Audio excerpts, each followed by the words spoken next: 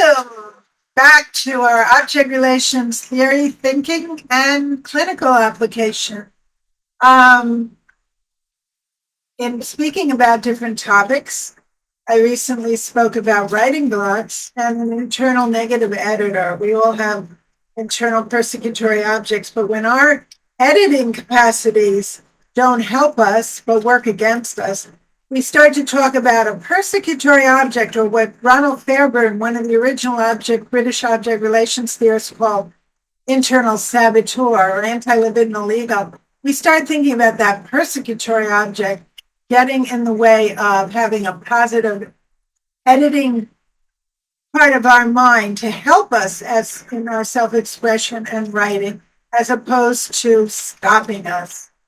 So it's a persecutory aspect of the internal editor that I want to speak about today, because those with writing blocks, those with creative blocks, those with blocks to loving freely or being free to have their voice and have their selves in relationships and in creative work, we all get blocked by our persecutory objects. And these are a combination of those we've internalized as very small children, from negative attitudes and accusations of voices, and sometimes even abusive ones from parenting or sibling figures in our early life, or any caretakers that we had early on. That we internalize that, but then along with that, it gets strengthened and given more power in this sabotaging way that it works against ourselves in our internal world. Power is gained through our own anger and aggression that we repress or dissociate. And that fuels and gives power to our negative persecutory object. And when we're wanting to write and we're in writing blocks, which I work with people with that a lot, they have a negative internal editor rather than a constructive internal editor that helps refine their writing and thinking. Instead, it works against them and stops them from expressing. Before they express it, they're already editing out their thoughts and feelings.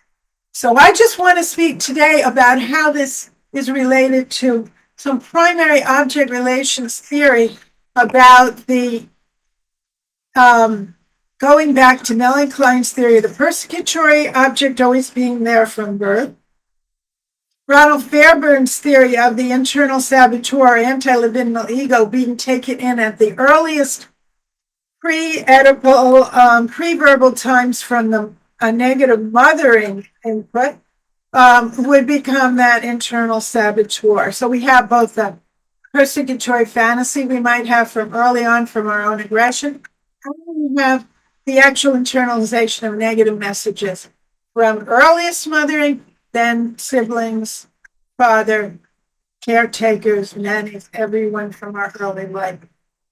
All this becomes a perpetual parade of negative attitudes against the self, which we can call the internal saboteur. When we're talking about in terms of wanting to write, we talk about a negative internal editor, and that's what I help people work with in my writing groups. And I've had people publish memoirs through working in these groups. But when it's a severe problem of writing block, I work in individual therapy and in psychoanalysis, because this comes into the transference in the analysis, and it really comes alive in the moment, from the analyst being seen as that person with the attitude against them, or they're feeling their anger and guilt in relationship, hurting the analyst, then they know they're afraid of their aggression. And once we talk about what the crime is they think they committed against the parent, or they have fear of success because their parent didn't have all the fulfillment in their life, how can they deserve to have it and do what they really want to do the most, like write or create or do whatever is that's a form of self-expression?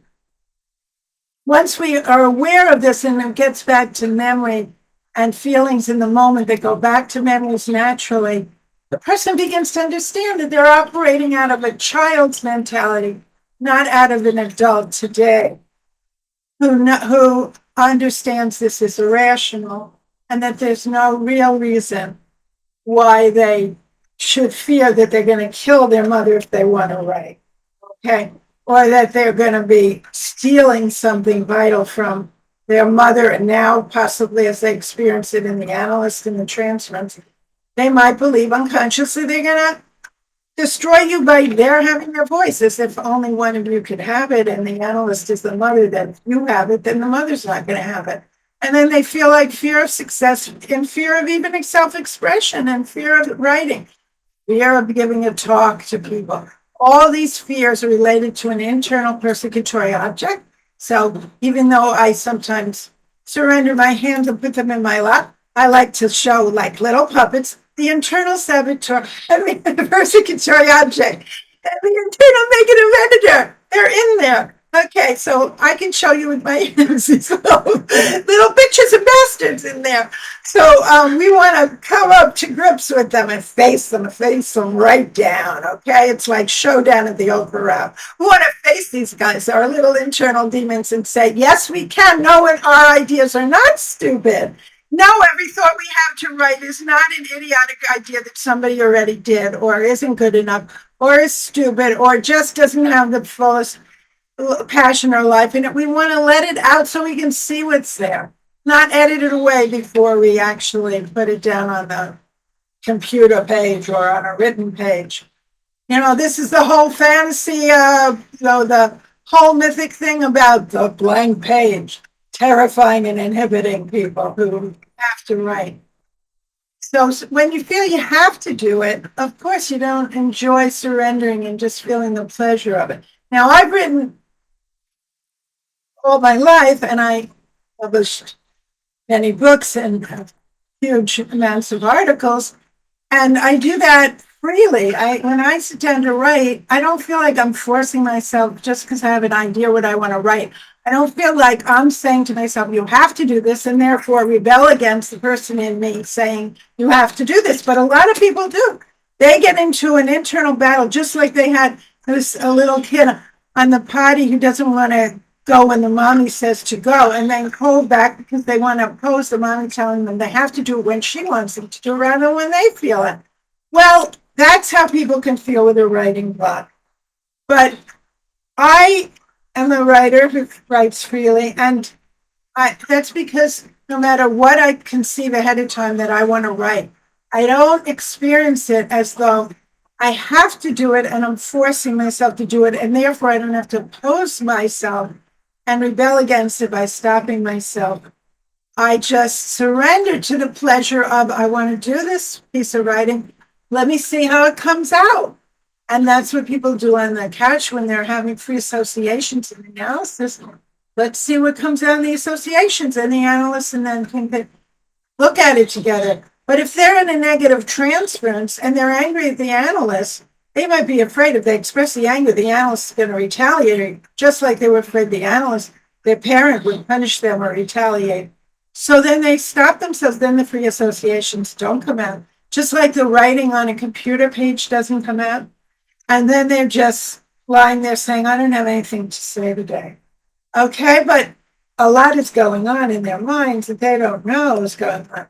They're feeling that they're forced to do this thing and they're holding back, or they feel like if they let it out, they're going to be expressing anger towards the analyst's mother or father, and then, or sibling, and then they're going to get punished by a retaliatory reaction.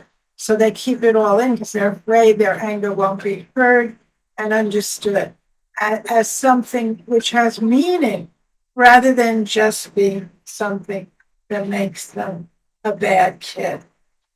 Okay, so what they feel on the couch in a session, in a therapy session or in an analytic session, whether they feel surrendering, they can surrender to free association, is exactly the situation of someone who wants to sit down to write and they surrender to their thoughts, which have feelings with them.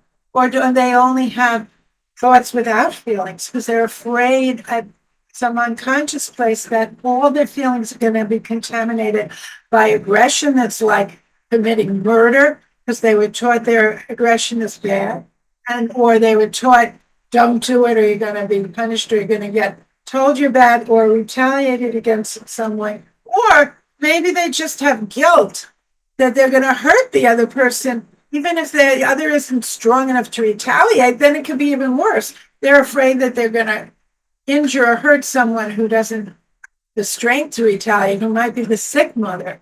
So then they hold back out of guilt. These are all reasons, but they repress the reasons why they're doing it. And so that repressed idea understanding has to come about. Along with their feelings, they have to understand what it is they're actually repressing, and why they think that what they express will be bad, because they think they're just afraid that what comes out will be inadequate and stupid. But they're telling themselves it's inadequate and stupid because they're afraid something powerful is going to come out of their control. Some tantrum rage that they might have wanted to have at 2 years old or 5 years old, or just teenagers they were told, this is bad, this makes you bad. So that's all why they would hold back, but they're not holding back consciously anymore. They're holding back unconsciously. It's all repressed. So that's where only a psychoanalyst can help them, because it's in the area of unconscious repression. And that's how we work as psychoanalysts, who also understand an internal object relations world that has a persecutory object that we all have to some degree, but some people have it particularly in areas like the arts or writing, and others have it in other areas. But we all struggle somewhat with these negative messages inside. It's just to what degree, and does it need a writing group, or does it need psychotherapy, or does it need psychoanalysis to deal with the core conflict that's making them repress their feelings and hold them back, so their passions can come out in the written work or in whatever else they do, in public speaking or teaching or whatever, or just talking to people like I'm doing right now. Okay, or in dancing, since I'm also an Argentine tango dancer. But I've worked more with people who are blocked in writing. Some I've worked with who might not feel free to move in dancing, since I have a dance therapy background. Okay, I'm all about helping you guys to express what you want to express in your unique way. And that's what I'm talking to you about. Fairbairn on the internal saboteur, Melanie Klein on the persecutory object, and Susan Kavaler-Adler on the internal demon lover, who can become also a sadistic, hostile object, stopping the muse from operating for creative. Thank you very much.